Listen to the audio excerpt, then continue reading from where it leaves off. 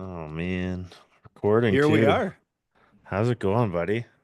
Awesome. So, okay, off air, I took a sip from my Jurassic Classic mug and you're giving me a hard time. But what I will say is I came prepared. Okay.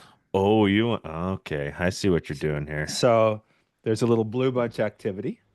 We got some steeple range rye activity.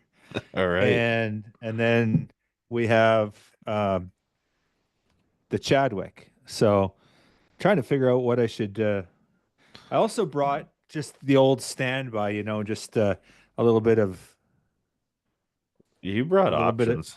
a little bit of Scotland, a little bit of Glenmorangie I brought a or little bit of Moran. Ireland with me today. Oh, look at you. Okay. All right. I'm gonna go Chadwick. Okay. This is an ode to Stone Sheep and to the Chadwick Ram. Oh LS my. Chadwick. Listeners, what year was the Chadwick Ram harvested? You know, Greg. Oh, I know. We gonna Yeah. tell the folks? I think everybody knows. Oh, yeah, We know. 1936. Look at you go. Yeah. So, That'd be. and just to top it off, look what kind of glass I'm drinking this in. Oh, my man. Wild Sheep Foundation. It's a horn plug glass. These are super cool glasses, by the way. Wild Sheep Foundation sells them. These are the plugs. And for all our listeners, does anyone know where your horn plugs come from? Horn plugs, I think, worldwide is made by the Wild Sheep Foundation and provided. They provide those things. What are you pouring? What are you doing? You look devious. Oh, I'm drinking some Glendalough. Very nice. Okay, so everyone's like, why are these guys drinking so much? And we're not heavy drinkers all the time, but we're doing a Christmas special. We're going to do a year in review. We're going to talk about 2025. We're going to talk about lots of cool stuff.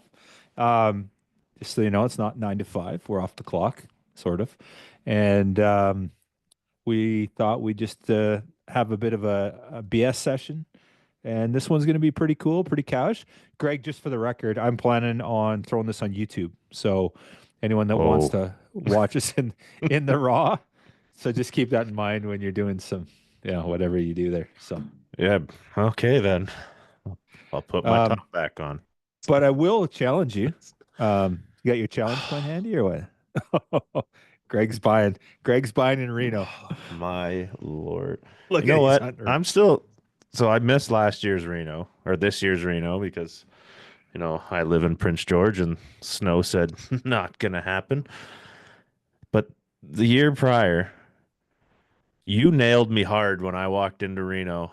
With the show hadn't even started yet, and I was walking by the Circle Bar, and you're sitting there with the board of the foundation. You pulled out your coin, and I had just put my bags in my room. I swear that round cost me like $1,000. Yeah, It's it just wasn't cheap. I know. Yeah, I that's almost feel guilty. I don't think I ever go out in public without a coin since that day. It's just uh, yeah, awesome. got me. Um, Super cool actually on the challenge going. So hey, we're just gonna riff tonight. We have no set schedule. We want to talk about 2024, what we've done. We want to talk about 25, what's coming up.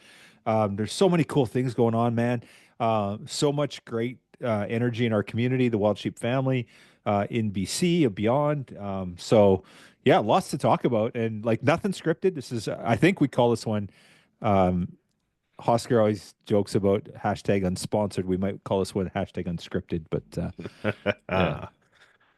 Cheers, Oh, brother. cheers to you. And I guess we're doing a Merry Christmas. Yeah, Merry Christmas, buddy. We're recording on the Delightful. 19th, but we're going to drop this on Wednesday, our usual date on the 24th, I think, Christmas Eve. So it's definitely the festive time of year. Yeah, no, it's that time of year and just I like the idea of this episode. We get to sit back, chat about what we've done this year, maybe a little bit of what's upcoming. And it gives us a good time to reminisce about what a hell of a year we had in 2024 for wild sheep.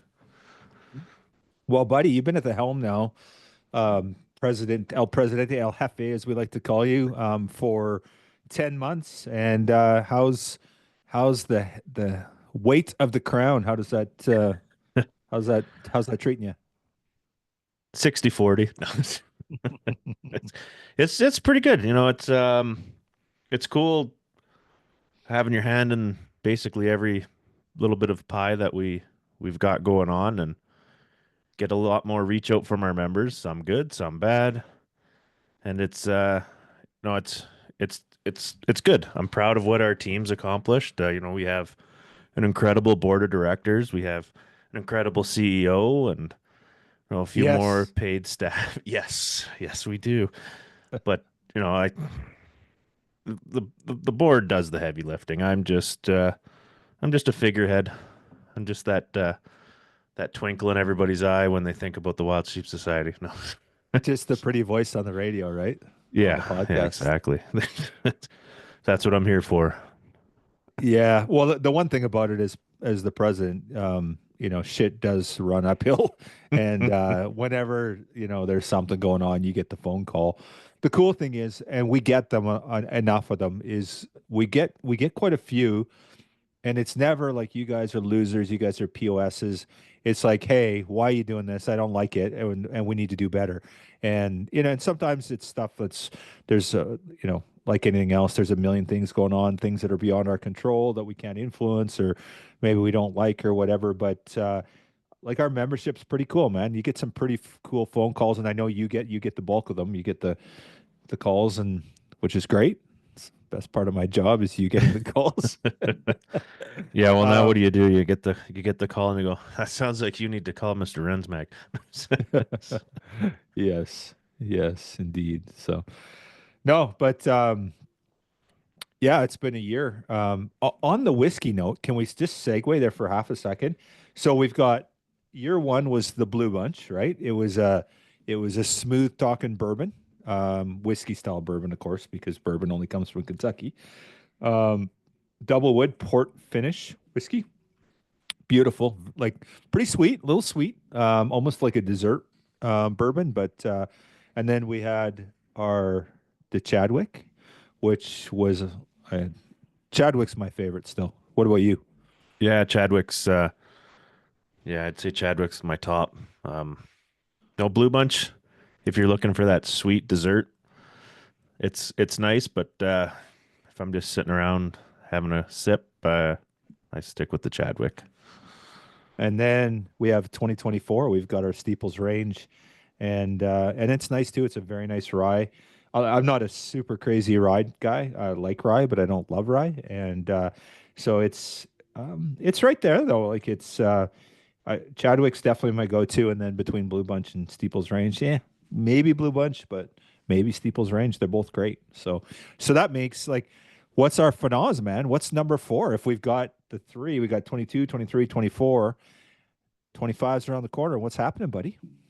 Oh, I feel like there's a hint of Dull Sheep in our future. Are we allowed to Oh, spill beans on this one, or are we I don't keeping know. our Is this the secret? reveal? Is this the reveal? Are we doing the big old reveal of the Tatsicini glacial whiskey, the iconic area that those Rams call home? Yeah, it should be good. It should be good. So we got something really cool coming for you for 25. So like always, we team up with these great people over in Okanagan Spirits. Tyler does a phenomenal job. His Tyler and Melissa and his entire crew, they're masters. They're award-winning distillers. And Tyler's such a phenomenal human being. He's hilarious. So is Melissa, don't get me wrong, but Tyler is hilarious, man. He comes and does our whiskey tasting. He's doing it again in 2025. So just a quick note. Obviously, the show, we're on the heels of both our shows, the Northern and Penticton, and we're going to sell out. The North is probably at 85%. We're full-ish, but there's still some tickets. And then we got a phenomenal Friday night. Frontiersman Gear's up in their A game this year. They're bringing all kinds of stuff, all kinds of prizes. We got live music. We've got all kinds of amazing games. Stone Glacier sponsored a bunch of stuff. We're going to give away tons of stuff. And Tanner and the crew are just doing an amazing job. Anyway, all that to talk about whiskey on thir Thursday night at our Salute to Conservation in Penticton on the 20th. We have our whiskey tasting. Tyler's hosting again. We sold out last year early, and we're 50% already this year. 2 months out. So it's selling out for sure on the whiskey tasting. So if you think you might want to come and do it, it's $75. It's dirt cheap.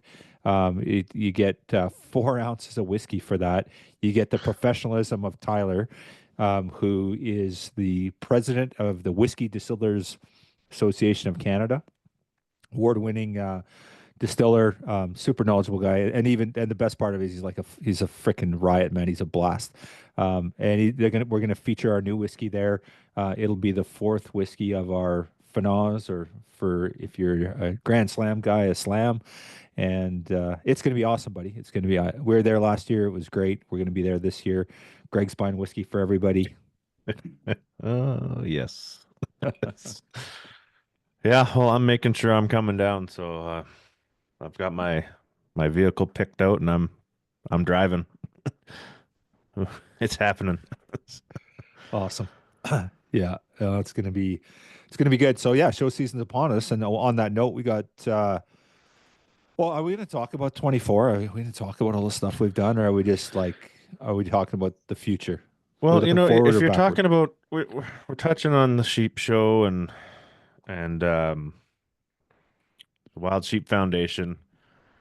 Last year we got a little bit of disappointing news and when someone didn't get onto the board, but now it's public information that congrats, Mr. Stelter, for making your way back on the Wild Sheep Foundation board. That's huge for us in BC and in Canada. So hats off to you, sir. Thank, But I'm not taking my hat uh, off. yeah, thank you. But really, the thanks goes out to everyone that supported the cause. And it was interesting. I ran, like you said, last year, and didn't get the results I wanted. Didn't really campaign that hard, and it wasn't. Talk about this a lot. It wasn't about like, oh, I've got this. I don't need to campaign. It wasn't that at all. I want to be very clear. It was kind of like I feel like in our Wild Sheep family, we're not really campaigners or promoters, and No. but that didn't work out very good for me. And um, and and honestly, I looked at what the people that I was running against were doing, and what and nobody's really promoting it on social media or whatever. And I was just like, yeah, okay, well, whatever, it is what it is. If I get elected, then so be it. And I did. So I'm like, okay, well, and there are a few people said, well, you should run again. And I'm like, well, and I've kind of reflected on. I'm like, okay, I'm going to run again, but if I'm going to run this time, I'm actually going to run. I'm actually going to put the effort in, and then if I don't get elected, that's a clear signal. I will listen to the membership of the Wild Sheep Foundation. I will not put my name in again. But I sort of made this commitment this time that if I'm going to put the effort in to put my name forward and all the effort of jumping through the hoops, the paperwork, and sort of trying to convince everybody that you deserve to be there, and then the angst of waiting for months on whether or not you get elected. And so I do apologize to anyone that's friends with me on social media or anywhere else. I did a fair amount of campaigning, but I just just like most things I endeavored to do, I wasn't going to do sort of a half-baked job like I did the year before, and it worked out. But what I will say is friends, family, organizations, companies, the society, and others too. There was a whole bunch of chapter and affiliates that supported my bid. Midwest chapter of the Wild Sheep Foundation, the the Eastern chapter of the Wild Sheep Foundation. Um, they campaigned for me. They set my letter out. Texas Bighorn Society, they put my letter out, and just kind of let people know. I think Oregon as well. So for those that and a lot of a lot of chapter affiliates organizations don't do that sort of thing, which is cool. Like I totally respect it. But for the ones that did, it was a team effort for sure. And but most of all, the work that went on, the society, you guys backed me, and Greg, I know you personally put a lot of effort into it, and I'm grateful, man. Like there's no question that was a big part of the success of getting on the board. And like we said, it takes a village. If it wasn't for all the work that everybody did, including the society, yourself, the board of directors, and our membership. I had tons of our members and friends of mine that were promoting, and so thank you. If there's a victory and there's a celebration, it's as much as everyone's victory as it is mine. And I truly believe that. If I hadn't had that support, and it's a proofs in the pudding. Look at the year before. I didn't get elected. So tell me I'm wrong. Yeah. Yeah, well, and with that being said, there, sir, I think we raise a glass and have another toast. So if we're gonna get you through this episode handily. Awesome. Yeah, we roll. I don't know how you want to approach this. Do we want to start in chronological order with our projects, or we rolled right in after Sheep Show into our shows and Dawson and Penticton. Like we can go all over the map. Well, Greg, it's interesting. I don't want to get ourselves in too much hot water here, but I've already had a couple sips of whiskey, so what the hell? There's companies, organizations out there that talk about the work they do and and they're fundraising and they're doing stuff and what are they doing? And you said to our board, you said to me, we've got all these fundraisers going on, we've got these raffles. We need to show everybody what we're doing. And I don't, I think people know. I think we do a pretty darn good job. But one of your focuses, and it was interesting, Glenn Landris, chair of the Wild Sheep Foundation, reached out to me. He goes, "I like the what you guys are doing there. You're showing the why. You call it the why. It was kind of your personal campaign." And I say that a little tongue in cheek. We obviously talked about it, but you're like, no, we're going to show our why. And you've spent the last month or so just really showing the work we're doing, where our money's going. So if you're going to donate to the Wild Sheep Society BC, if you're going to buy a raffle ticket, if you're going to show up to our fundraiser and spend money in an auction item, you're damn well going to know where that money's going. And we do put a lot of money on the ground. It's interesting. Um, our own money, this is just Wild Sheep Society BC dollars.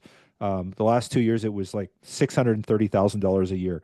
That's not for 24. 24 is going to be higher than that, but 23 and 22 were 630. So if you take that number, you divide it by our 1,500 members, that's about $425 that each member is putting on the ground per capita.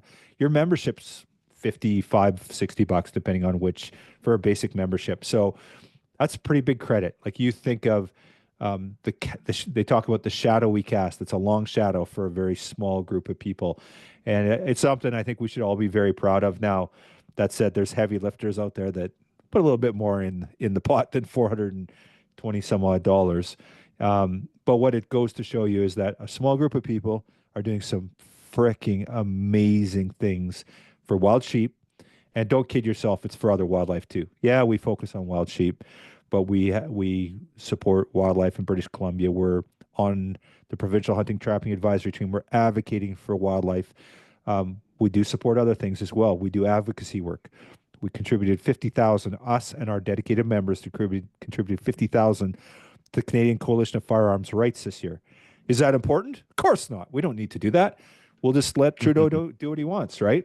Like we got a really good reminder last week of why this work's important and why we do what we do. Of course, we're not going to lose sight of who we are and that we support wild sheep conservation. That's going to be the core of what we do. But our members stepped up and they contributed with this fundraiser for the CCFR. So, bit of a thread drift there, but back to my point is your why is really important. I think we do a good job of showing that. And I think that's what we're talking about now, like talking about some of the things that we're doing on the landscape, some of the successes. Like what are you most proud of when you think of what we've done and some of the outcomes? What gets you excited? What do you wake up in the morning and go, oh yeah, I'm really excited about that? Oh man, the Fraser. it's Yeah. it's hard to Ch- ignore the Fraser. Cheers, brother. Cheers.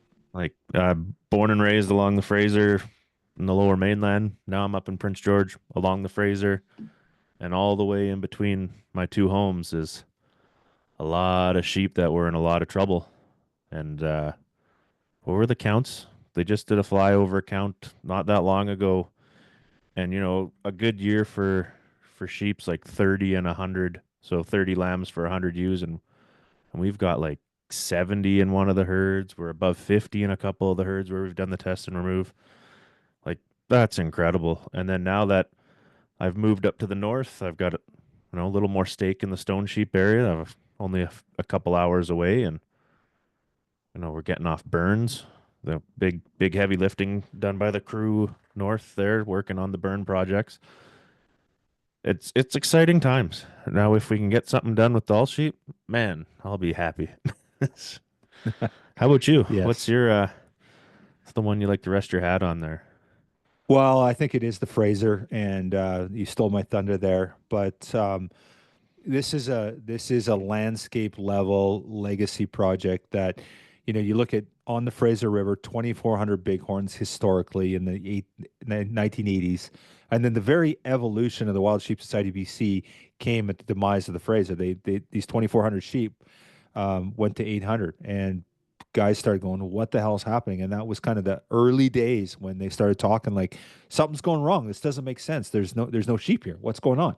And they started investigating, and then they did some counts, and they figured it had dropped by over 60%. So we're in year seven now. So this is a 10-year project. We're in year seven. And our guys are getting ready to go back out in the field. We've got captures planned for January. And if that doesn't work out with the weather, it'll be February. But we will do captures in January, February to do these treatments. Um, and that project is going to be north of $2 million. But there's been so many funding partners.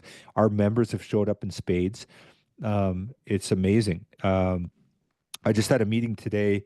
Chris Proctor was and we chair this working group, and Chris had just wrapped up the land monitoring counts from this late fall, early winter, and so in the pavilion area, the untreated sheep were about 20 lambs per 100 ewes. And like you said, Greg, everything else was 44 to 70. There was Ward Creek was 44 lambs per 100 ewes, and the highest had 70, I think 71 lambs per 100 ewes in High Bar. So phenomenal, absolutely phenomenal. How can you not get worked up? I get excited about that. We're going to do actually a Fraser wide survey, and we'll see. 6 years ago it was 800. What's it? I think it was in 2020 is actually the actual date on it. Um, and what are we going to be at? It's going to be really exciting to see. Now, I'm guessing it's probably not, some people are hoping it's like 2000, and I don't think it's going to be there. First of all, there's a bunch of it. There's still 3 more years of treatments to go on. And then on top of it, there's other factors on the Fraser, right? There's um, predation and just habitat loss and blah, blah, blah, right? Yeah, no, and it's been neat to be able to follow along with that project. And this summer regrettably was the first time I actually didn't make it out for the summer counts, but just to see the progress that's happening along the Fraser, and then the night and day, like when we're counting in the treated areas and you see all the lambs, and then we don't go and count those areas, but I do spend time. I'll go to where we haven't treated and look. It's like you're not finding lambs. You're not finding lambs at all. But you go a kilometer down the river and the lambs are everywhere. It's gives me the chills talking about it. Even like it's been a big part of my heart for the past 4 or 5 years. So thank you to everybody that supports that project. And we have a couple of great ways still to go check that out. There's the transmission film that you can find on moviefree.org. And then we also have Sitka and Wild Sheep Foundation put out a short film on it as well, which recently, so you can head on over to Sitka's YouTube and check that out. Featuring the legend, Ben Barakoff. Yes, sir. The Yeah. man. He's like, I'm like, how was it? I hadn't seen it, right? And he was like, they kind of kept it under wraps until it was they showed you how was he? He was like, oh, dude, it's so awesome. But he goes, there's just so much of me in there. That's the only part I didn't like. He's so humble, eh? Yeah, Yeah, it's been heavy, but yeah, I it's don't awesome. think we give Ben the credit that man deserves. Like if there's a sheep getting captured, Ben's there. And with his amazing pilot skills, he's a big reason why we're able to catch some of those sheep. Like he's got to work the hills, get them out of the trees, get them out to where they can net gun them and get their hands on the sheep. And he donates a phenomenal amount of time and money to us. So Yeah, cheers that to guy. Ben and Canadian Wildlife Captures. Yeah, hear you, buddy. Yeah, conservation superstar. Yeah. Yeah. So Fraser, yeah, and then what's going on in the north with our prescribed burns, and but honestly, like you start looking at, for our members, and I think this is important to sort of just take a moment to reflect on what we've accomplished. We've the the board of directors this year, because of the dedication and commitment of our members, donors, sponsors, the people that have showed up each and every day to support what we do. We've approved just shy of $1 million in projects this year. It was just right around that $900,000. And every region that has wild sheep has projects, and they're really good quality projects. These are not. This year, it was. I think it was a lot of hard work for the board, and I give the board a lot of credit. We had to say no to I had like quite a few projects because there's just so much demand and so many great projects out there. And I think our board did a phenomenal job. One thing I'm really excited about is this Soroptes project and working together with Okanagan Nation Alliance and this memorandum of understanding that we just signed. Um, it's what is reconciliation? What is shared decision making? Actually, maybe not decision making. That's not. But we're certainly working together for conservation. We're working with First Nations, and I think that that was sort of the vision for Together for Wildlife. And to me, this is a classic example, and I'm really excited about this opportunity. Okanagan Nation Alliance, they did this project through at the PI Penticton Indian Band at their corrals. They did a Soroptes treatment trial in 2017. And it was they got some really good data out of it, but there's been a lot of things happen in the last 7 years, and we're using that new technology and new information, and hopefully we can come up with some sort of program, some treatment that's going to make a real difference for Soroptes and really affect these Okanagan bighorn sheep because they need some love these days. Yeah, and for our listeners south of the border there who might not be familiar where this project's happening, it's right on the border. So we'll be helping sheep in the U.S. So take a look into it. Maybe sponsor a sheep or two, throw some money at it. We're not going to be opposed. Well, and on that note, Greg, again, we talk about our Wild Sheep family and the great work we're doing, and we talk about the Wild Sheep Foundation, their chapter and affiliates. We had some money earmarked. We've talked about this before about the Carcross project and the Adult Sheep project in northwestern British Columbia, and unfortunately that didn't go through for there's a lot of reasons for it, but and I don't need to get into why. But what we did is we redirected some of those funds in conjunction with the Wild Sheep Foundation, the chapter and affiliates. We redirected 106,000 US dollars to the Soroptes treatment trials. And the reality is that if these trials are successful, Soroptes is not it's not a BC problem. It's a wild sheep problem. There's Soroptes in other herds as well. And certainly Washington State, they're right next door. Those sheep are infected as well. So Wild Sheep Foundation, through their grant and aid, redirected that 106,000 US to this project. And they're a big part of the project and their chapters and affiliates. The cool thing is Washington State's reached out and Washington Wild Sheep Foundation. They said, "Hey, like just let us know what you need. We're here. We're committed. Obviously, the society's committed too. We've got a lot invested in this, and we're working closely with Okanagan Nation Alliance." Just a huge shout out to Mackenzie Clark, who we just had Mackenzie on the podcast, dropped last Wednesday, and Kaylin Glasser. They're just phenomenal people, working really hard on behalf of Okanagan Nation Alliance and, of course, their leadership. We were out there for the MOU, and Greg, I felt really welcome there. It was a really good feeling at that MOU signing. I really enjoyed being there. Yeah, no, that was a cool experience, and to be welcomed into their home, and you know just it was such a warm welcome we received, and they did such a nice job of just having us there and letting us be involved in it. And I'm looking forward to see where that project goes. And you know poor Peter Gooch down there in Penticton's going to have a lot of heavy lifting coming up in the next couple of years. So you'll see a lot of Pete's shiny face on social media coming up. And once they start capturing sheep, we're going to keep you guys informed with what's happening. And Pete's going to be the man behind all of that on our end, pretty much.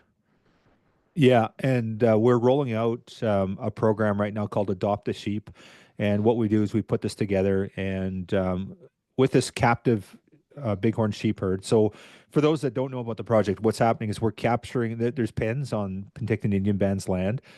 They've got 4 pens. We're going to go out and capture, not we, but ONA in conjunction with, I think, the government is going to go out and capture 30 sheep and bighorn sheep, not domestic, bighorn sheep. Hmm. And they're going to bring them back and they're going to have them in the pens and they're going to put them through these drug trials. We're going to have them there for 15 to 18 months.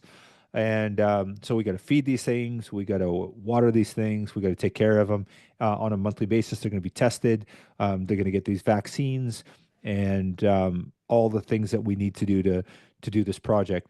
So what we're doing is we're putting together a campaign to support this. It's called Adopt a Sheep. So if you want to buy a sheep, it's not really buying a sheep, but adopting a sheep.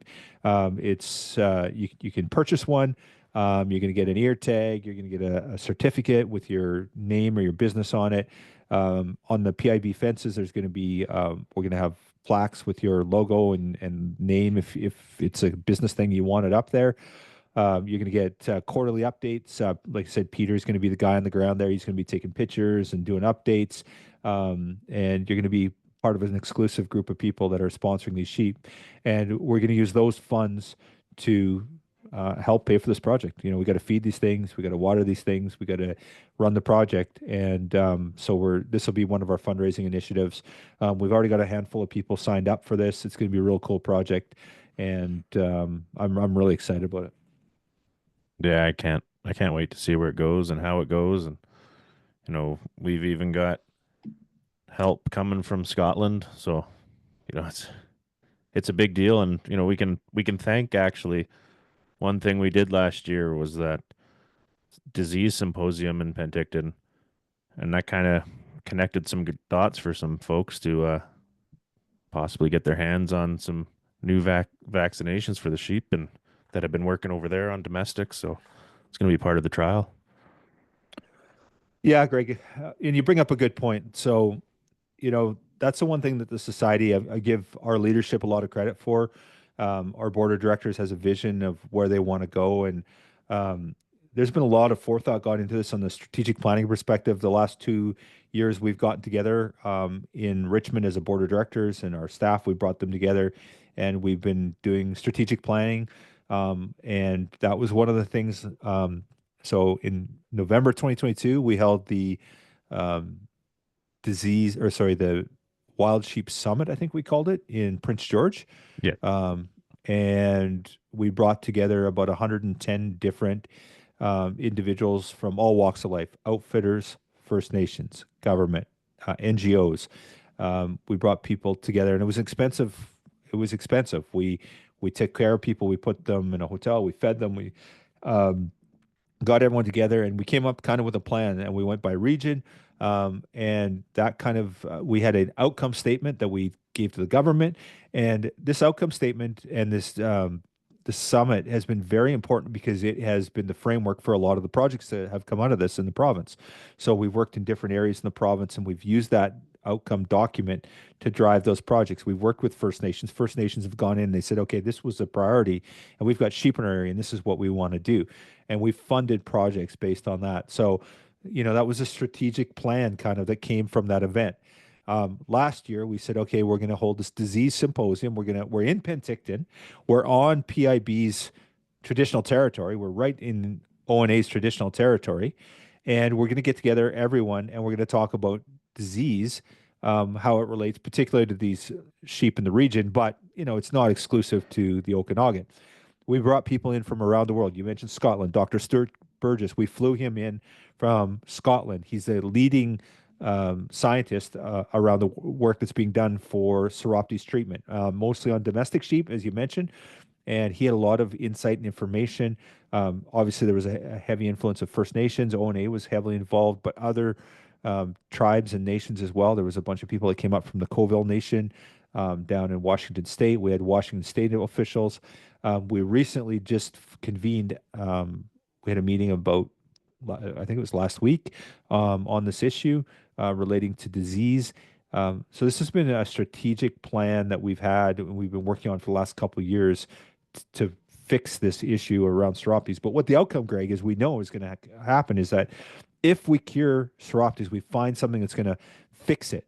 That's something that's going to benefit everybody, all these jurisdictions. It's going to help wild sheep in Nebraska. It's going to help wild sheep in Wyoming, in Idaho, in Mexico. So everyone wins, right? So that's where this Adopt a Sheep program comes in. And if you're at Sheep Show, I apologize, but I'm going to come and knock on your door and ask you to sponsor a sheep. Yeah. I think those are going to be a few of us visiting some folks when we're down in Reno, trying to Mhm. get our hands in some pockets. Yeah, and again, it's going to benefit all wild sheep, right? It's of course, it's going to benefit the Okanagan wild sheep, but if we can find some sort of solution around Soroptes, I don't know if cure is the right word because I really feel like I think they'll be able to clear it, but that's not necessarily going to cure it. Um, we can make a very serious impact, and our Okanagan bighorns are not doing great. Like they need some love. They just get a world of hurt down in the Okanagan. Like you, you name an issue with wild sheep, it's in the Okanagan.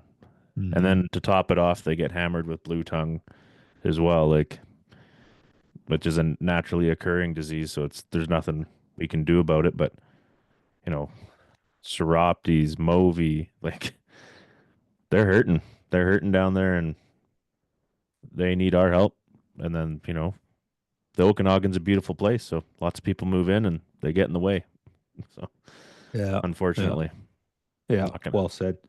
But all It right, is it's good though the O&A is on board, right? Like they're really committed to bringing these herds back. So we've got a natural partner there, and it's been really exciting working with them. And I'm really proud of what we've done so far to date.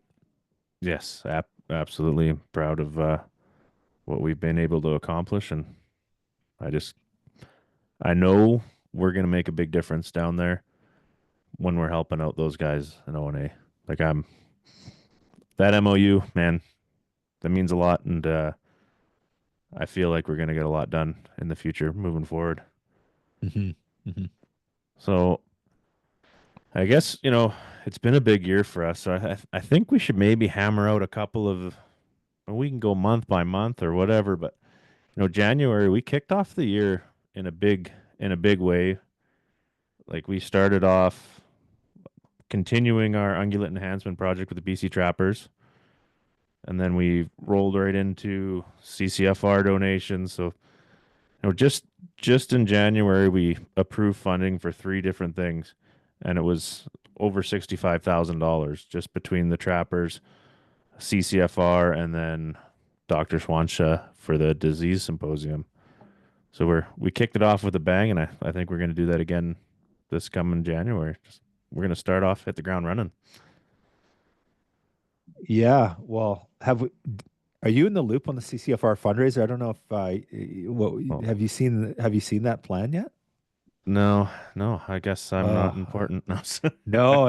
No, I've been working with Mike Selden on this, and we got something really exciting coming down. So, remember last year we did the fundraiser at the Northern at Penticton, and I think in the room between the two events we raised and our life member breakfast we raised like 25 grand with our members.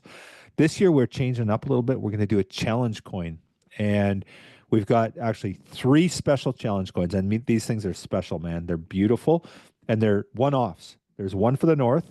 There's one for Penticton, the Saturday night salute to conservation, and there's one for the Life Member Breakfast. And they're one only. They're serial number one for Life Member, serial number one for Penticton, and serial number one for the North. And we're going to auction them off at the live auction. All the proceeds are going to go to the CCFR. And then we have a number of individual challenge coins, and these are special. They're a joint challenge coin with the Wild Sheep Society BC on one side, the CCFR on the other. And we're going to sell them and all the proceeds. So instead of doing the wolf hide or, you know, doing the hand raise, you can buy a challenge coin and they're individually numbered. And there's only so many of those. And once they're gone, they're gone. They will never do it again for that. So this is a very cool opportunity to get your hand on an exclusive challenge coin. You got to make a donation to us, which 100% of the proceeds will go to the CCFR. And I mean 100%, not like there's a little bit that's going to stay with us or we have to cover the cost of the challenge coins. No, we've already got a sponsor for that. So Integra Tire, they've stepped up at 100 Mile House. Richard and his crew, they're sponsoring it. They've covered the cost of the challenge coin. They're underwriting this for us. So 100% of the proceeds are going to go straight back to CCFR. Our goal is to raise $50,000 for the CCFR in 2025 again. So Not a problem. Let's do it. I got yeah, faith. I don't know. We got phenomenal members and people that attend those shows. I got no question when it's coming to something that's a good cause that those folks step up. Like they stepped up huge this year, and now they know it's coming. I think they'll step up even bigger. They'll be prepared for it now. yeah. Well, and the thing is, for me, is guys were putting their hands up, or gals were putting their hands up, or 500 or $1,000 here and there, and that was just for nothing, just because of the good. Now they're going to get a cool challenge coin. There's a whole bunch of really cool aspects to this. So yeah, I'm really excited. We've done a lot of work on it, and obviously Mike's like super. He's a super passionate guy about this, and yeah, I just should I do a screen share and like do a bit of a Oh yeah, sneak? make people watch this thing on YouTube so they can figure out what's going on. Okay, I'm gonna do a screen. I'm gonna do a quick screen share here. So this is the one that you can buy on your own. So there you go. So Wild Sheep Society BC, Wild Sheep Forever. It's got our little ribbon there. It's got the logo. These are 3D coins. So they're elevated, and then Uniting Sportsmen and Sportswomen, which is our purpose number three, the Wild Sheep Society BC. So this is purpose driven, CCFR, and they're numbered 25. So the year 25/02, 25/03. These are all one-offs. They're individual. There's none that are exactly the same. So, so these are the ones that you can buy. If they're $500, and if the entire amount is going to go straight back to the CCFR. So, I think it's pretty cool. Yeah. No, yeah. Good brains behind those ones, man. I love it, and big shout out to Richard over at the 100 Mile Integra Tire who stepped up and covered the cost of those. Richard's a big time volunteer for us. He's one of the staples when we're out on the Fraser River. So cheers to you, Richard. Thank you.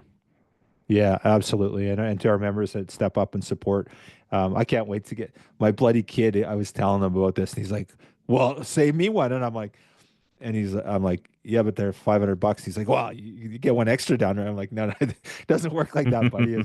So that might be his Christmas present. But he's a hunter and likes guns. So, and this is the ones we're auctioning. So same like these are gorgeous, and these are bigger. These are like almost 3 inches. But it's got, yeah, you can see what it's got there. And then it's on the 001 life member, 001 sleuth conservation, and 001 northern fundraiser, and those will be one-offs. So we're going to auction each one of these at the three auctions that we have. So Man, that's yeah, cool. That's yeah, cool. I'm stoked, buddy. So yeah, yeah, Nice. for sure. So I guess we can well maybe we'll roll into February a bit then too with what we had going on. I don't even know if we're gonna have time to do this whole list, but Sorry, buddy. You get me all fired up. I get excited, yeah, right? well, I know it's So, we sponsored or didn't sponsor too, but we sponsored a my tax student for the burns, and we had in February on February 6th we approved that for John Weisman, and then also February 6th we've put another 29,665 bones down on the Northern Burn recruitment surveys. So just follow up on the burns that we've been accomplishing up there with support. And then also on February 6th, we sponsored the BC chapter of the Wildlife Society and the Canadian section of the Wildlife Society, their AGM, which I believe was in Kamloops. We were a sponsor there and we showed up in force and shared our message with folks. yes, sir. Yeah. Well, we can keep rolling in February too, because we just kept going. And we were Yeah. short some funds on the Fraser River Test and Remove project. So immediately, without hesitation, the board threw down another $25,000 to make sure we continued that. We started ungulate enhancement in the Kootenay area, so getting our hands dirty in Region 4. We put $10,000 over there. Um, back in the lower Similkameen Ashnola Bighorn sheep enhancement. We were another 5 grand in that project. Then we with the Silkatine Nation sheep that's a mouthful. Sheep surveys. Easy for you to say. Yeah. Threw down another $11,000 to support them and their counting of sheep and you know continuing the work in the caribou in Region 3 and we're doing well. We're doing good. Do we keep rolling? Yeah, well, February was a big month, right? And I think what happened is, we'd had our Northern fundraiser and we had the funds and we were able to support these projects. And that's the thing, no money, no mission, right? But our members show up or we get these donations that support the mission, then we can do the project. So if the money's there, we can do the work. If it's not, then it's really challenging, right? Yeah, absolutely. And I don't know how often we say it, but I feel we don't say it enough. But hats off to our members, our donors, our supporters. We see you guys, we appreciate you guys, and we can't do what we do without you. So keep being our friends. But then we kicked off March right after we got home from Penticton. Pretty much, we sat back down and we stepped up, capped off the CCFR with another $10,000, which I believe was what put us at that $50,000 mark. And then we had the North American Wildlife Enforcement Officer Association. They put on a banquet in I believe Penticton. Actually, Mm-hmm. Mm-hmm. we sponsored them for another 7,500. And then May, we only approved 3 things in May, but May was a big month. It's not quite as much as August, but May was a big month for us. So May 7th, well, we need to know before we can plan any habitat enhancement work, we need to know where the problems are and figure out solutions. So for Region 3 and 5, we got the opportunity to fund the cheatgrass mapping assessment, and your board put down $65,000 on that, and that's a critical piece. People might, oh, invasive species mapping, like what's the point? It's like, no, there's a big point. We need that gone off the landscape. Wild sheep. It's not. Yeah, my words aren't working right now, Kyle, but it's an important project for us.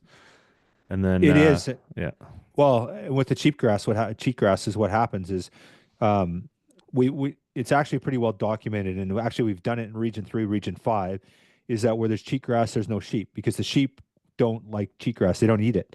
So what happens is if and it's an invasive species, if cheatgrass comes in, it competes with the native grasses, and then the sheep move out of the area. They just lose habitat.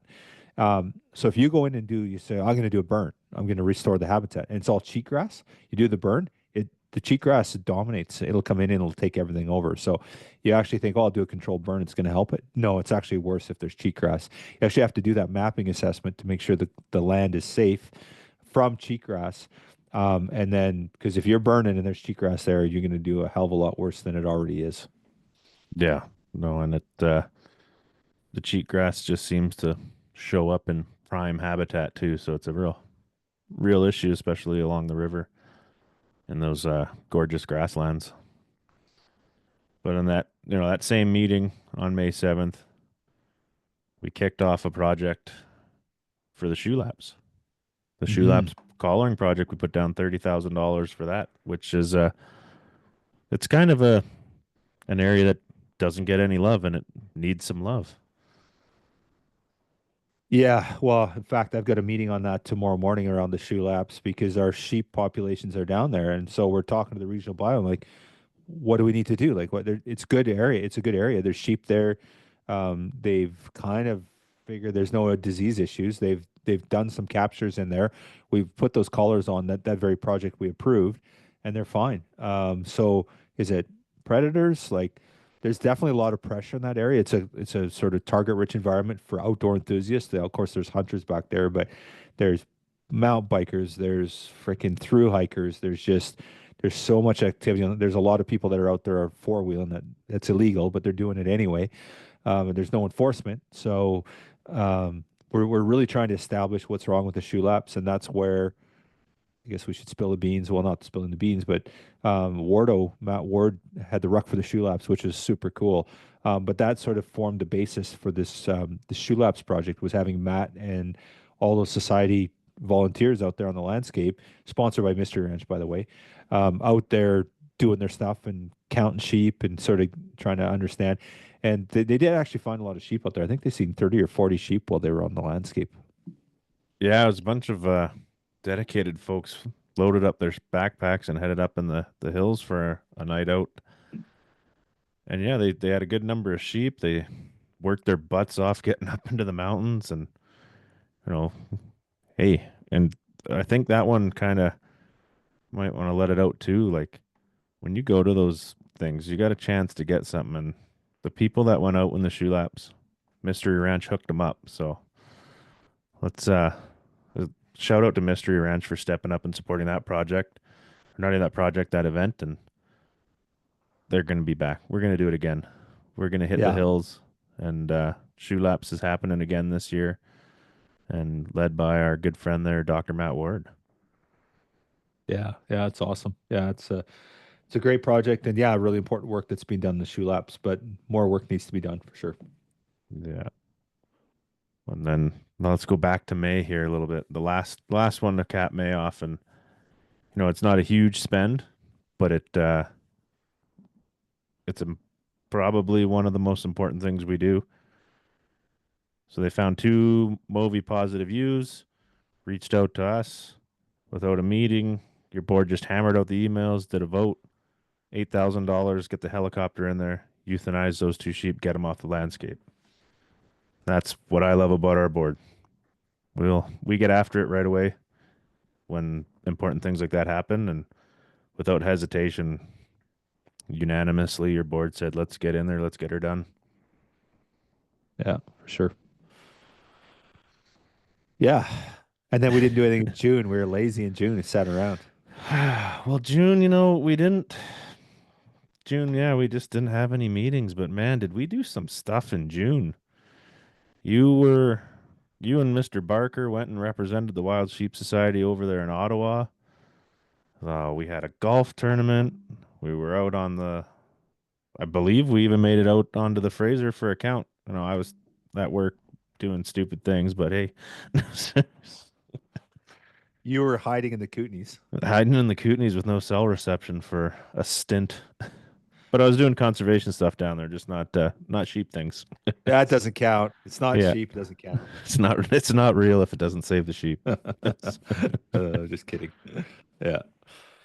But Yeah, June was a busy month. There was all kinds of stuff going on, and I think I actually flew out to Alberta too in June for the you CCFR's AGM. CCFR AGM and was chapters and affiliates in June as well. Like That's it was right. June was loaded, especially for you. Yeah, it was a busy month. Yeah. Sucks to be working for us, Kyle. Yeah. The Wild Sheep Foundation Alberta put on a great chapter and affiliates. So Wild Sheep Foundation does it yearly. This year it's down in the new Southeast chapter. Shout out to the good people over at the Southeast chapter, Patrick and Davey and the board over there. We're going out there. I think it's June 5th, 6th, 7th is chapter and affiliates in Fort Lauderdale. So kind of a weird spot for you. You don't really think of wild sheep in the southeast part of in Florida, but no, it's going to be great. I'm really looking forward to getting down there. And that chapter is really, guess who's their number one founding life member? Just asking. Probably the guy with his hand up. So it was funny that I knew they were going to do. I think they had these founding life members, and I think they got 100 of them, and then they're just going to have life memberships after that. And you pay a bit of a premium because it's a founding, and you're starting the organization up. So I knew this was coming. I heard through the grapevine that it was coming, and then I was laying in bed one morning. I wake up and I grab my phone, I peek at it, and I look, and there's a message from the Wild Sheep Foundation. It's like, Wild Sheep Foundation Southeast Chapter Founding Life memberships now on sale.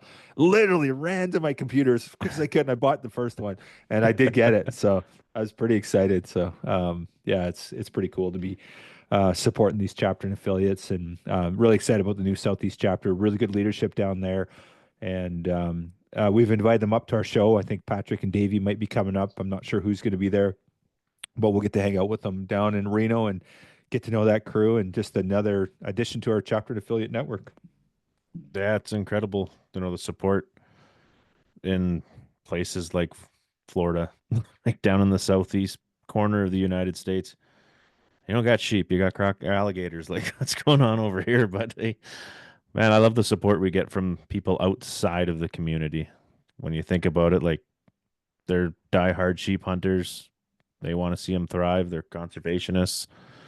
It's there's a couple chapters like that down in the States, and but hats off to them when they you know get together. And it's no easy task, no easy feat to put together a chapter of the Wild Sheep Foundation, especially in an area that doesn't have sheep. So the people Yeah. aren't seeing the concerns every day, or watching that lamb cough on the landscape. It's they only know what they see when they fly to those places or drive to the places that have sheep, which not many of those people do. But big time supporters and diehard conservationists, and gotta love them. Gotta love them. Looking forward to actually meeting the team down in Reno. Yeah, well, and then you look at Eastern as well, like, and that's another chapter. They on the East Coast, they're out of Pennsylvania there, and a great group of people doing great things. And I guess Iowa and Midwest are they non-sheep chapters? I don't know. Like Nebraska's nearby, right? There's South Dakota. So they do. And interesting enough, Midwest is kind of the heart of where the Wild Sheep Foundation started, right? Like that was sort of ground zero for the start of the Wild Sheep Foundation. Then, of course, over the years they migrated Cody and eventually Bozeman and so forth. But it was Mount. What was the name of the mountain that they? Oh shoot, the founding members, the foundation met, and it was a long time. I can't remember. It's been a long day, but what's the name of it? Anyway, regardless, that's kind of where it all started. Was in in the Midwest area there, and yeah, really cool. You don't really think of wild sheep there, but that's sort of the origin of the foundation. So Yeah, that's cool to get in the backstories, and those are always the ones I like when you sit down to someone that was there, or sit down with someone that was there, that one of the yeah. founding fathers, and have a chat. And man, you get to hear some cool stories when you get into some of those original members. Yeah, and there's still a handful around, but they're few and far between. And speaking of which, you and I found out that Lex Ross is still he just had his 90th birthday, which was I didn't even know Lex Ross was still with us, and super cool. Yeah, I love that picture we got on his birthday of him wearing some of our new sheep swag. And man, that one was cool. When you sent that Yeah. to me, I was like, "Who's that guy?" Like, it's Lex Ross. I was like, "No way!" So we got to get this out on social media. Let's go. So, Yeah. Yeah, super cool. Yeah, it's awesome. So anyway, sorry I screwed up your whole story there in no, June. it's I got no stories. We're we're freewheeling this one. So we go back into June there, and so while you were in that chapters and affiliates in Alberta, the what was the call to action there was to support the Grotto Mountain Sheep Project in Alberta, Yeah, that's he- exactly right.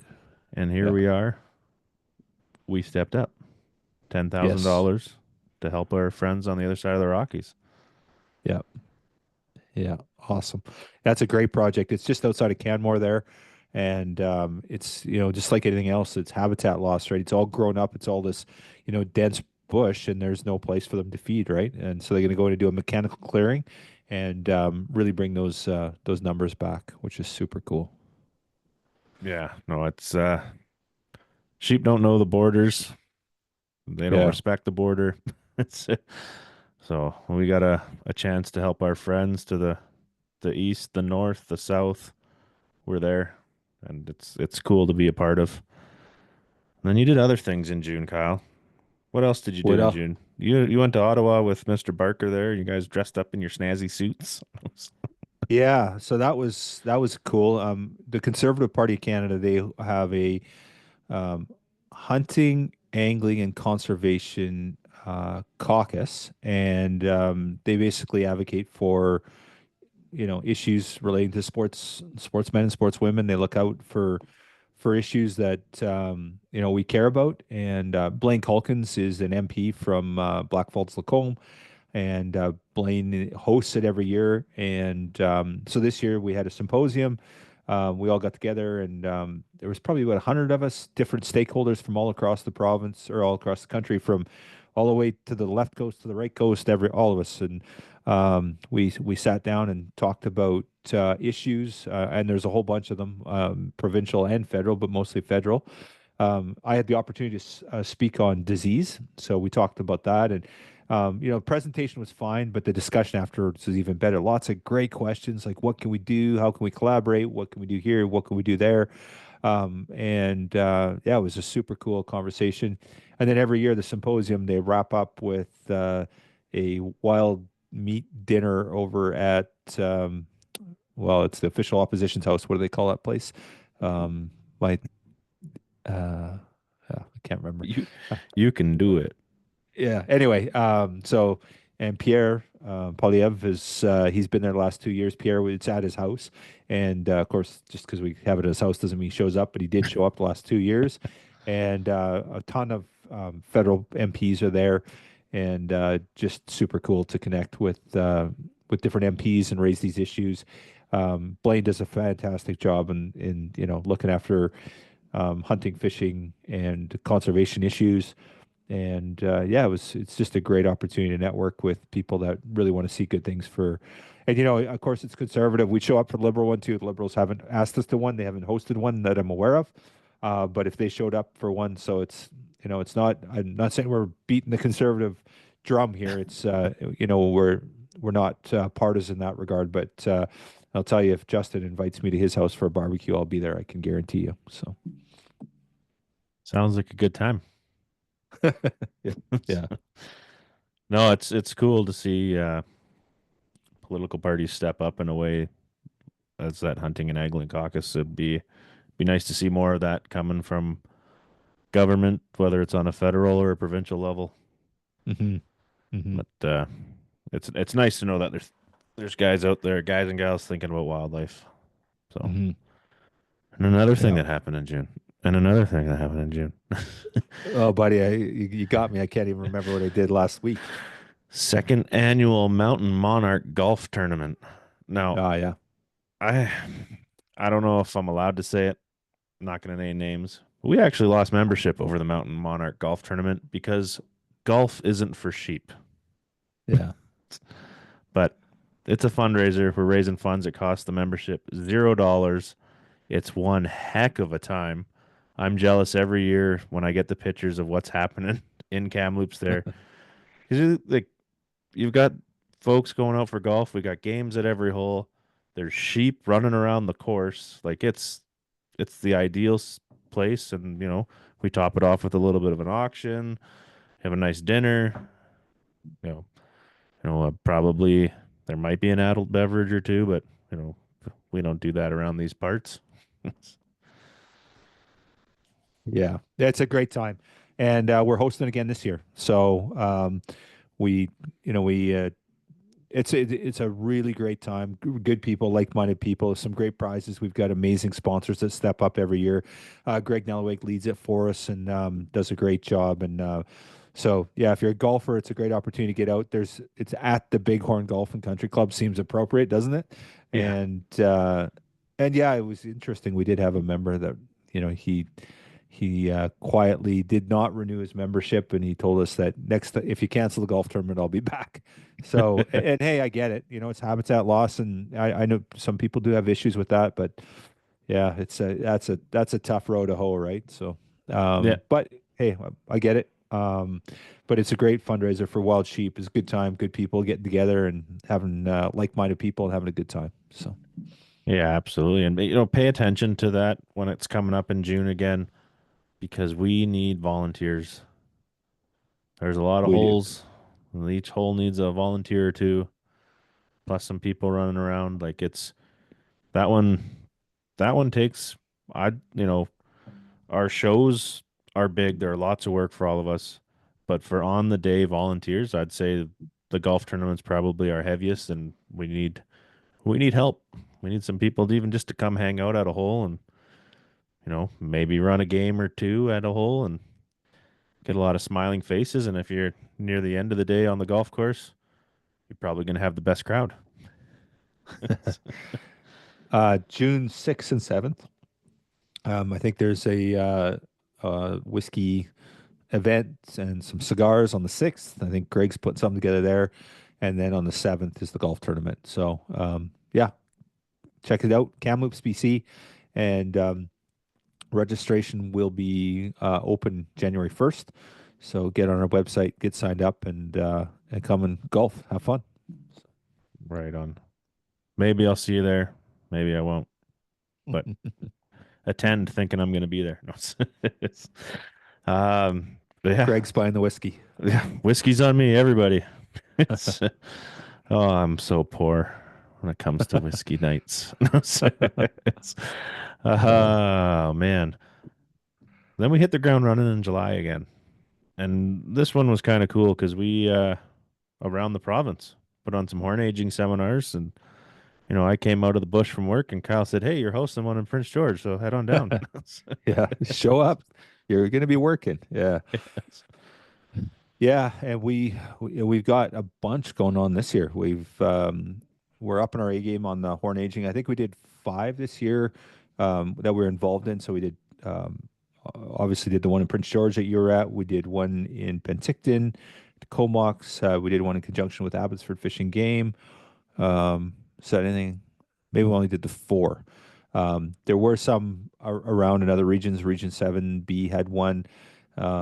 Rail put one together there with backcountry, and Josh was involved in that, but we weren't actively involved in it. But our board, you guys set a motion at our board meeting in November and said, no, we want to do one in every region across the province for 2025. So I got the marching orders. I came home and I'm like, oh shit. I started phoning people. I'm like, please help me set this thing up. So we've got 9 horn aging courses planned for 2025. And I've got a couple dates and venues locked down, and it's going to be epic. We got some great instructors. We've got some confirmation dates already. We'll have those up on the website in early January. Some are fluid. We haven't quite nailed down the dates, but probably half of them we've got dates confirmed, locations, all that. So it's going to be awesome. Can't wait. Yeah, you look for Kyle on the island. You can probably find me in Region 7 and hey, maybe even Region 6 if it's not too far into 6. Smithers, we're doing it in Smithers. That one we I'll got locked down. I'll be there. Yeah, so that one's locked down, and it's going to be a good one. So I'm really looking forward to that event. It's going to be good. That's Bill's hometown, Bill Jacks. So Bill's going to be instructing there, and yeah, we're gonna the local Smithers Fish and Game. We're going to be working with them there, and hosted at their event. Bill's going to be instructing, and it's going to be a lot of fun. Yeah, show up. Lots of like-minded individuals and maybe some swag from the Wild Sheep Society. Get your hands on some horns, learn some things. And even if you're a seasoned sheep hunter, just going just to hang out with people, get a little refresher. It's awesome. We had lots of great feedback just from people who have been sheep hunting their entire lives that they love the course, or not a course, but the seminar, the presentation, to sit with people that have this common interest. And there's everybody in that room from someone who's never seen a sheep before to people that have them hanging out at their houses now. Yeah. Yeah, sorry, it's the Smithers Rod and Gun Club, not Fish and Game. My apologies. Oh, Get the terminology right, Kyle. can't believe you misspoke on a podcast. Yeah. These don't Yeah. count. They're not formal. We're And drinking. that's when the calls started. Yeah. Yeah, Yeah. here comes the hate from Region 6 to Kyle Stelter. Yeah. Good Oh, stuff. man. July, July, July. So I think that covers July, actually. We were just education across the province. And then Yeah. August. August, did we spend some money? Oh, Yes, we did. So Yeah. the August is a month why we love our supporters. It allows us to be able to do what we do, and oh, let's just touch on some things that happened in August at the August 6th board meeting where you can see the panic set in on Kyle's face as our board's just throwing money around. And that's when you walk away from the meeting and go, "Oh, we need to find more money."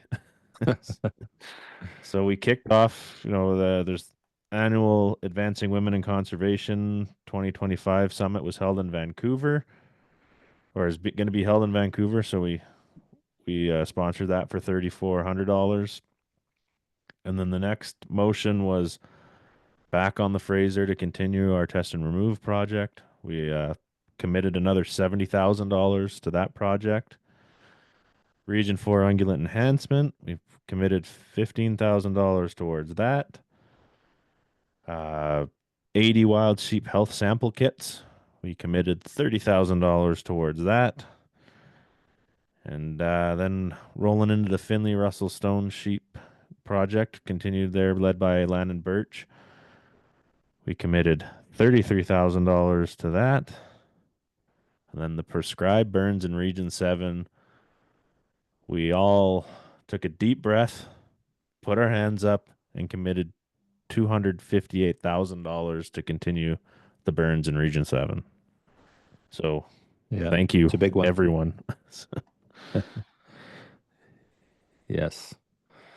Yeah, big month for sure, and big undertaking, and that's where, this year is going to be an important one for fundraising for us.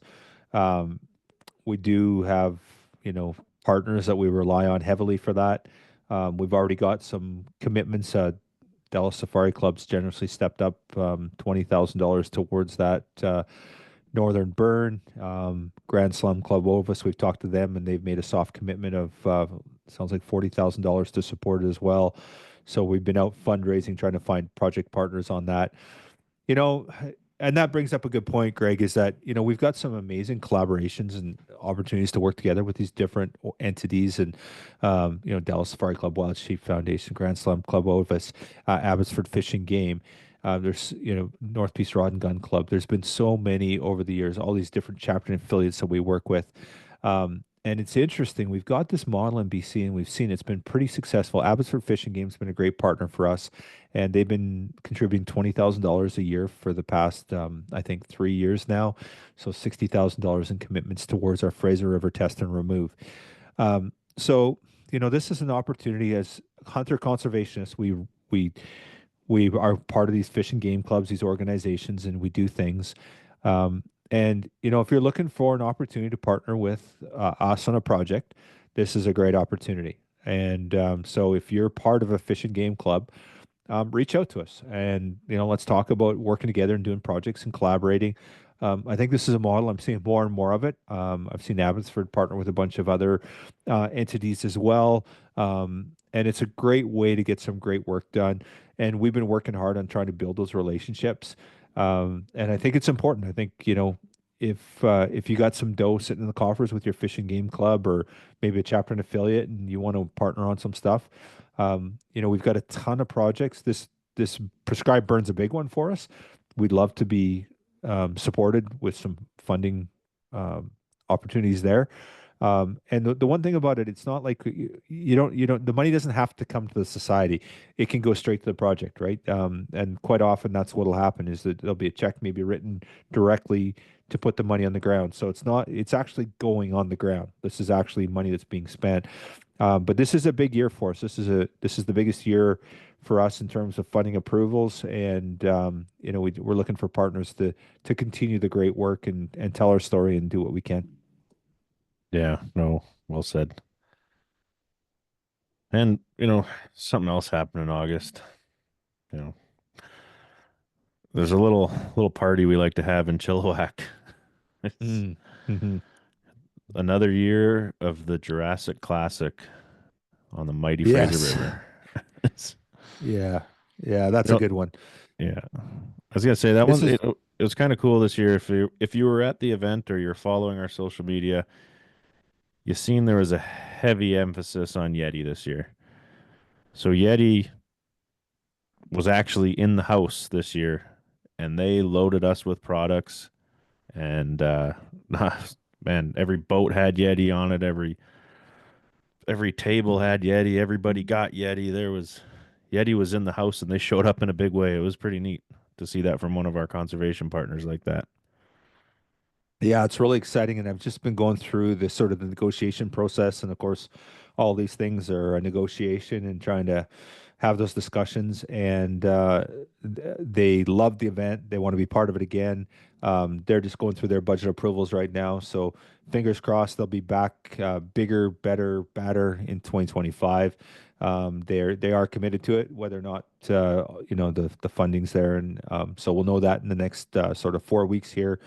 But regardless whether or not they show up in the force that they did this year, or they're a great partner. Our conservation partners have done so much for the Wild Sheep Society and everything that we do, and we're really really lucky to have the support we have, and from our members, but donors, supporters. Just the list goes on and on. But our conservation partners and our title sponsor, they do the heavy lifting. They give a lot to BC. They allow us to do a lot of things to support our membership and to really put a lot of money on the ground, and it's because of their support. Yeah, and just a quick rundown of the major event sponsors for Jurassic Classic this year.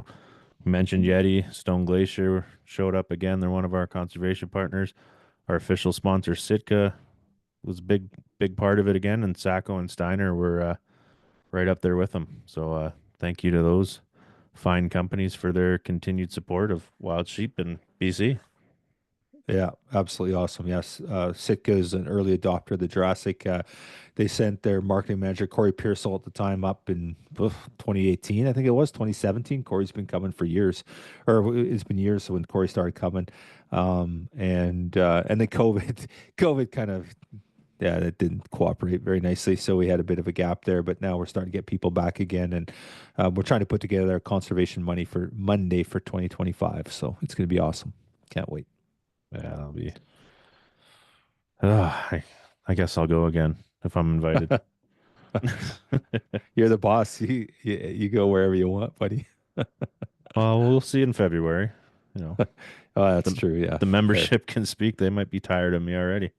Yeah, maybe. Yeah, yeah. Might get a hand or two from our board, but fingers crossed. Oh man, September. Let's do it. So in September, we put down $21,000 towards a project with the Goldenrod and Gun Club to film what's going on with them and the conservation work. And then also on September 3rd, big old $68,700 towards the South Okanagan Bighorn. Yeah, So yeah. that's So a solid month for September. yeah, yeah. It has been. Yeah, for sure. You look like you're gassing out, Kyle. Nope, I'm We've not. got No. we've got 3 hours left. We're doing a We're going full Rogan, are we? we're going Yeah. full Rogan. We're gonna see how drunk we are by the end and see where we're at in 3 hours, everybody. No, oh dear. October. So actually I feel like an idiot. I don't have anything from November. So I've got our What? last yeah, I didn't write it down, but I've got our last it's October 1st, Skooks Landing. So for those of you that jet boat, you might be familiar for Skooks Landing for getting into the back country.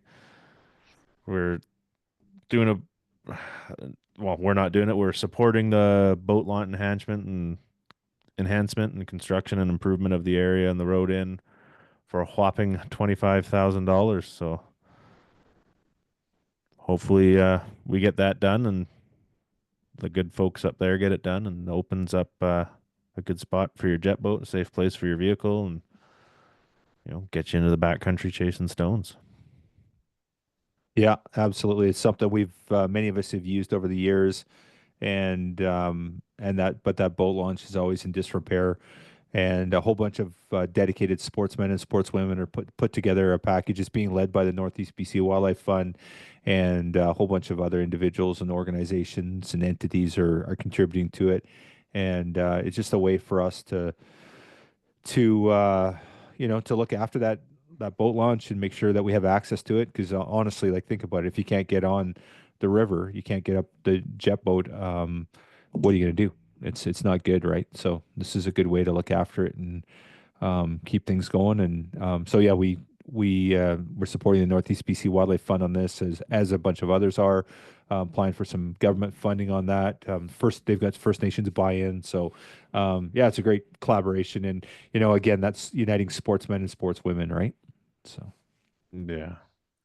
Well, then at the end of October, we we headed to Penticton, signed the MOU with O&A. So that was kind of landmark or groundbreaking for us. That was I'm still excited to get a buzz when I think about it. It was such a great day. So cool to be there and looking forward to that project kicking off. yeah, yeah, awesome. Yeah, very cool. And then was it the end of October our Magnificent Seven finished? Yeah, I think it was October 26th was our draw date on that one. So yeah. Yeah, we also we closed our drive to our membership drive around the same time too. So someone walked away with a $10,000 plus package of Frontiersman gear, Schnee, Onyx, Stone Glacier's Ice, Yeti, and Sitka stuff. But then that Magnificent Seven, let's roll back to that because holy hell, our friend down in Quesnel there put together, gathered up the industry partners and put together one hell of a raffle for us. Omar, that precision, oh my, precision Easy for you to say. optics. Yeah, And you talk about this, me flaming out, buddy. yeah. Well, you just look tired. I'm just stuttering now. Jeez. So precision optics. Omar there, he brought in Gunworks, Fierce, Zeiss, Snowy Mountain Rifles, Leica. I think there was a few others, and one incredible prize package. So seven guns. And what was the total value of those guns, Kyle? If you can remember off the top of your head, because I I cannot. can. $86,000, sir. There you go. Yeah. That's man. That's talk about conservation superheroes. Yeah. Um, Omer asked me about that the other day. He's like, "Oh, so where do we end up?" And like told him the numbers, and we're around $156,000 in revenue. And he's like, "Well, like what is that? Like how does that bottom line?" I'm like, "That's 7% of our gross revenue, buddy. Like that's a big heavy lift, right?" So, and that's the beautiful thing about the society and our membership and our donors, our supporters is we have a very benevolent group of people, and it's because of that generosity and kindness that we're able to do the things that we do. And that's the one thing, Greg. It's interesting. You're talking about all this money tonight, and it seems like that's a focal point. But I will say, no money, no mission. That's a fact, right? It just if you don't have any money, you can have all the goodness or kindness in your heart, and you can maybe do a backcountry cleanup and pick up some garbage. But to really get things done, it costs real money. It's like that's a fact. So no money, no mission. And I will say that's one thing with our board of directors is they spend this money wisely. It's not frivolous. We talk about it and oh, we spent all this money and stuff. But it's not like, oh, let's just get this money out there. Like the money is being very carefully, it's been very calculated, it's been discussed, and just for our, I guess our memberships sort of understanding um, is that we have funding requests come in, it goes to the projects committee, it gets vetted by the project's chair, and then if it makes it cuts the mustard, it goes to the projects committee. The projects committee reviews it, and then they make a recommendation to the board of directors. Sometimes they go back and get more information. They're like, "There's not enough information here. We need more details." Um, it goes back to the projects committee, then it goes to the board of directors, and sometimes the board will reject it or they'll need more information. There's times where we've had, and this last one, the Soroptes one that came up, there was a funding piece. We debated it at length in um, November at our board meeting, in-person board meeting, and it got referred back. And it's like, no, we need more data, we need more deliverables, we need more clarity on this proposal. And then eventually it was passed. Um, I feel like our board takes our members' commitments and their money very seriously. It's not spent frivolously. It's done with deliberation, and it's done with, is this going to have an impact? Is it going to drive our mission? Is this um, in line with our purposes, our principles, our values, our vision? And if it is, it gets the funding. If it's not, it doesn't. Yeah. No, it's that you nailed it there, Kyle. It's a lot of thought goes into it. We get the projects before we actually sit down at the board meetings and get time to review them and actually put thought into what we're doing. And, you know, if we believe in the project, the funding goes through. And, if sometimes we're actually in a kind of getting into a weird situation where we might believe in the project, but we did a lot this year. So we have to pull the plug on certain things and just sorry, we don't have the funds for that at the moment. So be first in line next year. We might have to start putting in a line to stand in, so to speak. Hmm. But Hmm. Yeah, well said. So I know some of our November funding approvals, if you want to know them. absolutely, Mr. Stelter. Okay, so if you remember some of that funding, you said John Wiseman, that money has ended up being redirected. John ended up not being completing his study for whatever reason. I don't really know the details, and that funding was redirected. So Alicia Woods is now going to use that my tax money for sponsorship. So we redirected those funds, and that's in line with our Northern Burn. So there's going to be some real good benefits that come out of that by getting that my tax proposals support for Alicia and her PhD.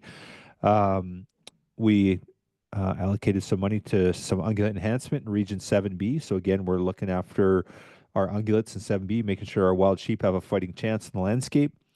We approved some money for a chasm project.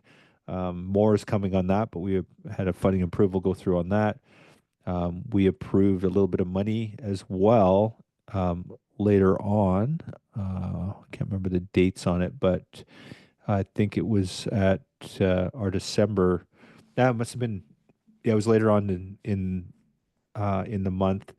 We approved some money for habitat enhancement for stone sheep, the Dunleavy Schooler work, the habitat work, and then the salting project. We've teamed up with the Northeast BC Wildlife Fund for the last 4 or 5 years, and we have a salting project with them. So we're taking salt, we fly it in. If you've driven through Stone Mountain Park in the middle of the winter, you know what it's like, even in the middle of summer, but it's really bad in the wintertime. All those sheep come up on the highway and they're looking for minerals, right? They're mineral deficient in the wintertime. They're licking on the highway because there's salting there from the trucks from the salting process. So what we do is we do some salting in the backcountry. Well, it's not us, it's Northeast BC Wildlife Fund. And we contribute some money towards the helicopter time. They fly in salt. We actually have some camera traps that we're able to track to see that it's actually being impactful, and it's been a really really good project for us. And Northeast BC Wildlife Fund is doing a great job on that, so it's a great opportunity to support them. So we supported that again for 2025, and then we got some funding approval for our good friends over at the BC Trappers Association to continue the excellent ungulate enhancement work that they do across the province. So that's been a great partnership with us.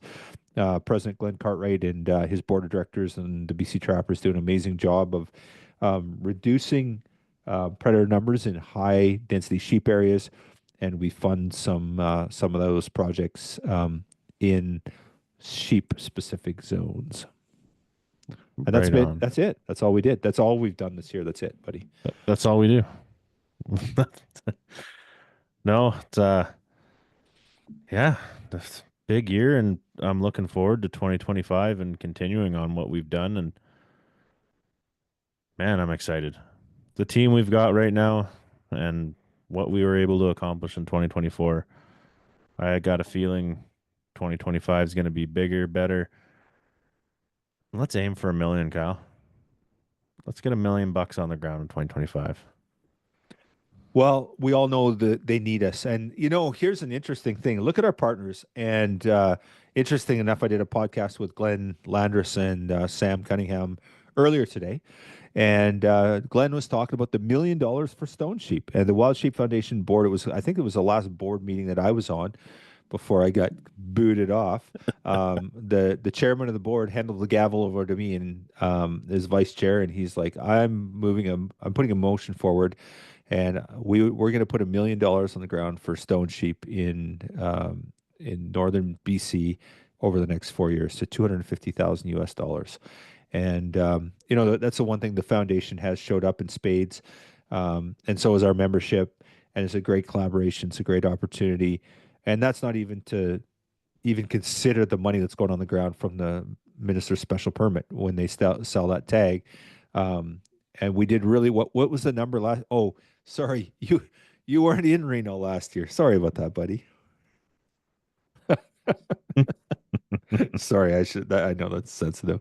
But what did that tag go for? It was 385 or something. Yeah, I was in the high threes.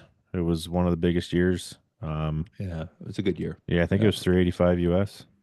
yeah, yeah. It's awesome. So that's a special permit, special minister's license, and yeah. So a lot of great work being done all across the landscape. And yeah, I agree. 25 is going to be a big year, and it's going to be interesting with the economy and our membership and seeing what they can and can't support. But the one thing that we're going to do is we're going to continue to look after wild sheep no matter what. We're going to look after the things that are important to our members, and we're going to do what we can to make sure that we have healthy sheep populations. Yeah, no, that's well said, my friend. Yeah. So I feel like we're naturally coming to a close here. So I just want to start off or end this with thanking our official sponsor, Sitka Gear, our conservation partners, Yeti, Gunworks, Onyx Hunt, Precision Optics, Zeiss, Frontiersman Gear, Stone Glacier, Wild TV, Schnees. They're uh, they're doing a lot for sheep in BC, and man, some superheroes behind the scenes there. And I want to thank our membership, our volunteers. Oh, we list goes on. All our supporters. Um, Me personally, aside from the memberships and volunteers, I want to thank you, Kyle. I want to thank our team, Chris Barker, Mike Southern, Colin Peters, Joseph Humphreys, Corey Green, Tristan Duncan, Joe Eppel, Peter Gucce, Ben Matthew, Matt McCabe, Greg Nalawag, James Mitten, Justin Kaluski. Those are that's a team. It's a dream team, and and we have our support staff too. So we have Rebecca Peters, Chris Rathall, Hannah Erickson. Like this is the team behind the Wild Sheep Society, and I couldn't do what I'm able to do without that team. I'm sure you feel the same way, Kyle. We've got a stand-up team of rock stars behind us, and I'm happy to be a part of it. Yeah, buddy, you just said it. We do a team meeting between the four of us every Monday morning, and it's we have such a passionate group of people that believe in our mission, believe in what we do. Our board of directors, yeah, I agree. Like we have a rock star team right now. Um, my opinion, best in the business out there, and just great human beings that really care deeply, are passionate, work incredibly hard. Like I wish people could see the amount of effort that goes in, and everyone's kind of got their different level of commitment. But there's a couple people on this board, you just go, oh my goodness, how do you do it? Like, how are you still married? How are you still employed? Like, how does that even work? And yeah, I'm with you, buddy. So, but honestly, like for me, um, it all those people, all those donors, all those supporters, 100%. But it's our membership. Like we have a special group of human beings that care deeply. I use the term wild sheep family. Probably um, I overuse it. I'm sure I do, but I feel that way. Feel really connected to these people when I show up to these people. Oh no, I'm going to go Oh, Don you watch Cherry. yourself, Don I'm going Cherry. to go Don Cherry on you here. Um, when I go to the shows, I'm surrounded by like-minded people, my people, and you walk in that room and it's stressful, right? You like for us, like we're on point, we're doing our thing, but it's like a good feeling, and you walk away from that weekend and you're just like, wow, that was something. It keeps you fired up for the whole year. Like you're like on frickin' I don't know, on some upper for 12 months until the next one rolls around, then it kicks off again. Yeah. And the team too, like no matter how many times we get kicked by people, we persevere, we put it behind us, and we continue to get shit done. And it's awesome. Like Yeah. that peop there's people out there that try to get in our way. We don't let it happen. We continue to make things happen for conservation and wild sheep. And your board and support staff is dedicated to that. And we're happy to serve our membership. Yeah, well said for sure, buddy. Yeah, well said. Awesome. Well, we're releasing this on the 24th, so it's Christmas Eve morning in theory, although it's Thursday here, but fast forward 5 days when we release these things, um, to our membership, to our friends and family of the Wild Sheep community, to you, Greg, to your family. Merry Christmas, everybody. Thank you for your incredible support. You can know that the Wild Sheep Society BC, myself, Greg, and your board of directors and your support team, we're going to be giving it all out 25, and we're excited to work with you to do the things that you care about deeply and to look after wild sheep and look after the things that you care about. And I just can't wait for the year ahead. But to your family, Merry Christmas and thank you for an amazing 2024. Yeah. Cheers. Thank you, everybody. Cheers, brother.